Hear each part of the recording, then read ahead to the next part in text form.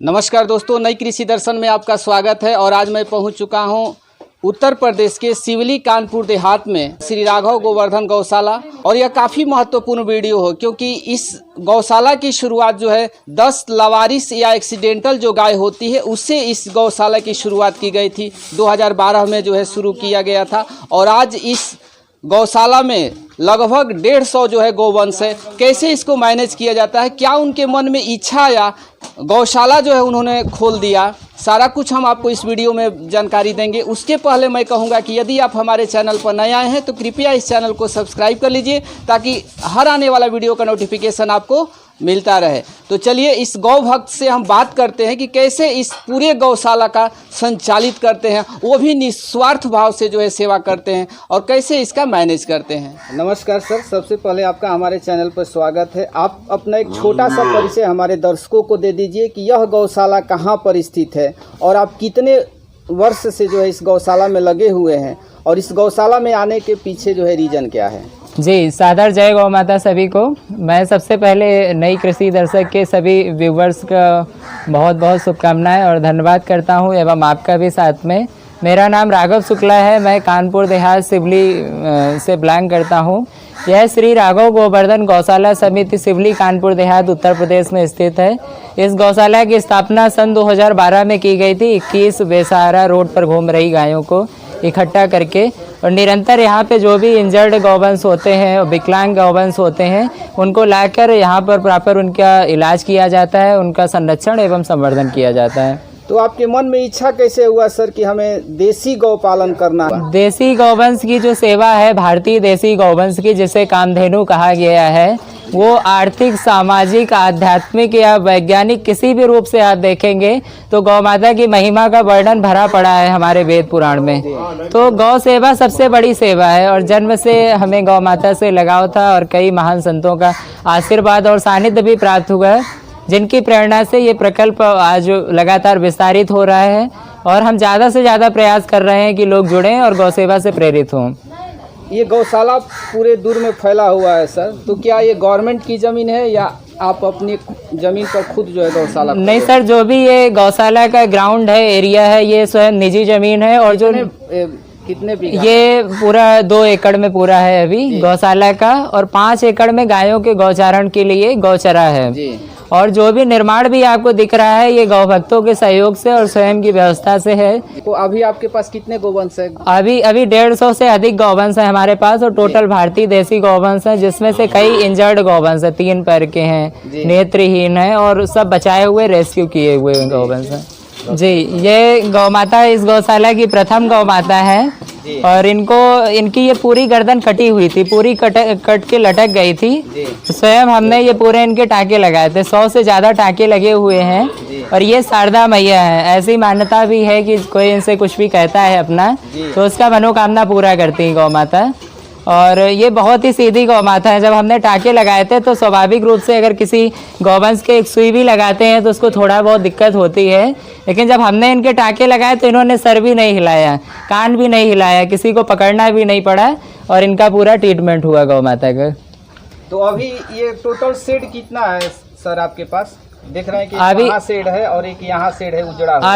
अभी 5 शेड हैं और जो ये उजड़ा हुआ है इस पे अब अगला निर्माण होना है। सारे निर्माण में है, अगला निर्माण इसी पे होना है, इस पे छाया होना है। तो आप देख सकते हैं सभी एक गौ भक्त हैं जो हमेशा जो है इस गौशाला पर आते हैं और इस गौशाला में गायों की कुछ सेवा करते हैं, कुछ अनुदान भी देते हैं। तो सर आप अपना एक छोटा सा परिचय दे दीजिए।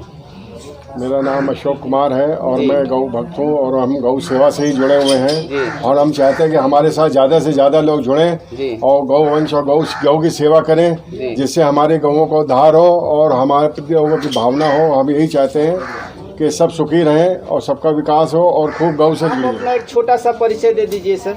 दिनेश गुप्ता जी। और धनतेरस के दिन मेरा जन्म हुआ जी 1937 में जी। और तब से 1960 में हमने नंदी सेवा शुरू की जी। इसके बाद निरंतर गाय की सेवा करता रहा हूँ जी। और 92 में मेरे पास गौवंश शुरू हुआ है ना जी। तो मैं उसकी आज तक जो है अहिर्निश सेवा कर रहा हूँ। मैंने कभी गायों को, बछड़ों को बेचा नहीं है, सबको भेंट किया है। जी। विभिन्न गौशालाओं में विभिन्न जिलों में हमने गौवंश को दिया। मेरा नाम योगेंद्र कुमार है जी और पेशे से मैं अधिवक्ता हूँ जी और हमारे दिनेश जी के घर के ठीक बगल में ही रहता हूँ जी जी और गौशाला से जुड़ा हुआ जी। हूँ और छोटे मोटे जो भी काम है वो आप लोग कैसे। तो गौशाला में आपको आकर सर कैसा महसूस होता है? देखिए, घूमने जाने का एक अपना अलग ही मज़ा है, लेकिन जो यहाँ पर आकर के आपको सुख शांति मिलेगी जी।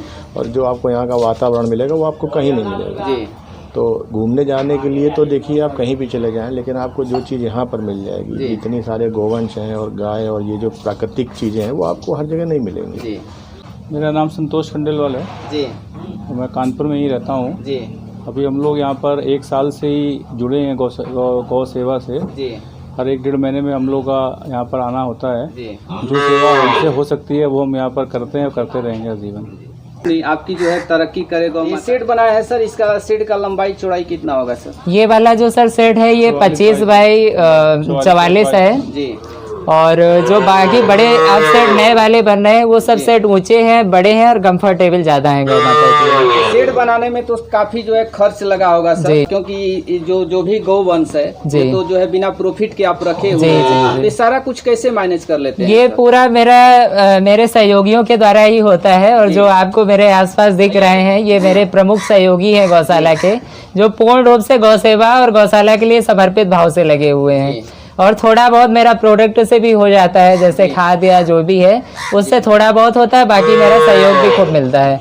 मतलब अगर आप वास्तव में सेवा कर रहे हैं तो सहयोग करने वालों की कमी नहीं है। और काफी जो है कम उम्र में सर आपको जो है गोल्ड मेडल भी मिला, जी। कई सारे अवार्ड भी जो है मिला, इंटरनेशनल अवार्ड से लेकर जो इंडिया से भी अवार्ड मिला। तो इससे आप कैसा फील महसूस करते हैं सर? हमें बहुत ही अच्छा महसूस हो रहा है क्योंकि अलग अलग क्षेत्रों को अभी अलग अलग क्षेत्रों में अभी तक बहुत लोगों को अवार्ड सम्मान मिले, लेकिन जो हमें मिला वो गौ सेवा करके मिला। गौ माता की कृपा से, संतों के आशीर्वाद से जो भी सम्मान मिला, मेडल मिले, पदक मिले, वो सिर्फ और सिर्फ गौ माता की सेवा करके, और वो कोई भी प्राप्त कर सकता है गौ माता की सेवा करके। तो आज के युवा सर जो है देसी गाय पालना नहीं चाहते हैं, एचएफ रखते हैं जी। तो उन युवाओं के लिए आपका कुछ संदेश है तो दे दीजिए। हाँ बिल्कुल, मेरा संदेश है कि जो एचएफ गाय है या जो भी ये विदेशी नस्ल की है, ये अपने भारतीय संस्कृत की नहीं है, ये विदेशी नस्ल की हैं और ये किसी भी तरीके से आपको आनंद और सुख नहीं प्रदान कर सकती हैं। आपको त्वरित में जरूर लग रहा है कि वो ज़्यादा दूध दे रही हैं या कुछ उनमें विशेष है, लेकिन कुछ भी विशेष नहीं है। हमारी भारतीय गौ माता ही हमारे समृद्ध की खान है और हमारी मूल है, और समृद्ध भारत को स्वस्थ भारत, समृद्ध भारत और स्वच्छ भारत सिर्फ भारतीय गौ माता से ही हो सकता है, जो हमारी कामधेनु मैया है। नारायण ने हमें कामधेनु इसीलिए दी है जिससे कि वो सारी मनोकामनाएं हमारी पूरी कर सकें और हम उनकी सेवा करें। जी, यहाँ पे भी हमारे काफ़ी गौवंश बंधे हुए हैं, जिनमें ये हमारे नंदी हैं, ये भी घायल अवस्था में आए थे तो इनका इलाज चल रहा है निरंतर। उधर वो एक नंदी हैं जो 3 पैर के हैं, मतलब इनको रोड एक्सीडेंट से हम आज के 4 साल पहले उठा के लाए थे और ये 3 पैर के हैं। और ये जो बछिया भी है काले कलर की, ये भी 3 पैर की है, अभी बैठी हुई है, इसके भी 3 पैर हैं सिर्फ बछिया के। और ये सारे गौवंश जो भी हैं सब रेस्क्यू करके बचाए हुए हैं। ये जो भी बछिया या गाय दिख रही है, ये जो वाइट वाली बछिया भी है सफ़ेद वाली, इसको भी रोड से उठा के लाए थे और काफ़ी ज़्यादा दिक्कत थी। ये भूसा घर है, ये भी मेरा अभी छोटा हो गया है, बड़े भूसे घर की ज़रूरत है क्योंकि ये गौशाला की शुरुआत में बना था और गौवंश की संख्या तब काफ़ी कम थी, अब बहुत ज़्यादा है। हमारे ये भी देसी है और आगे से हम संवर्धन का प्रयास कर रहे हैं कि अपना जो भारतीय देसी और क्षेत्रीय गौवंश नस्ल है उस पर ही संवर्धन करें और उसको प्रॉपर बचा सकें हम।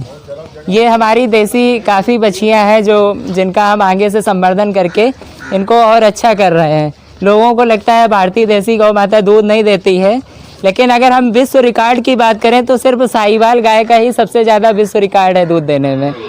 और ये हमारा दूध क्या अमृत है उनका। तो ये अभी हमने बट वृक्ष भी लगाई है, देखिए पक्षियों का कर लो।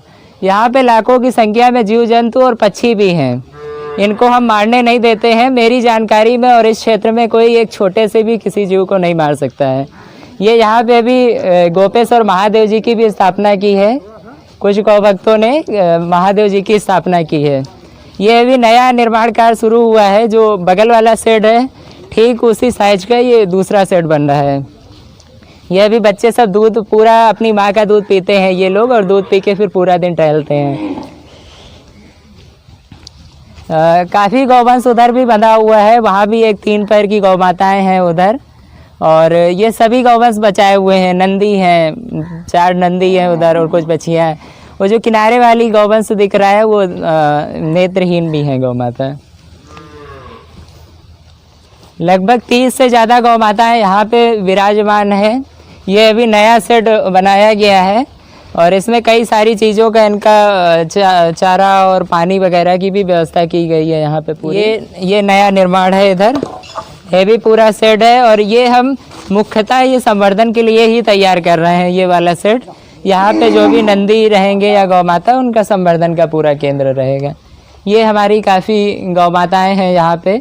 वैसे हम टोटल देसी गौ माता पे ही संवर्धन कर रहे हैं, लेकिन यहाँ पे दिखने में 2-3 अमेरिकन और HF भी दिख रही हैं। तो उनका कारण ये है सिर्फ कि ये हम किसी न किसी दिक्कत से इनको उठा के लाए हैं।